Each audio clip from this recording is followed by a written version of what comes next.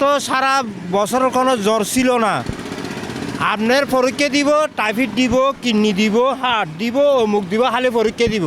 অথচ আমার রুকুল একটা পরীক্ষা দিব 10টা। কী জন্য জানেন? ও পরীক্ষার টিয়ে কাজেতে বাইরে যেতে জমা দিম, ইফিকে পপুলারে যেতে জমা দিম 10,000 টাকা, ওর মোবাইলে সাথে সাথে ঢুকি যাবে 5,000 টাকা। 5,000 টাকা পরীক্ষা।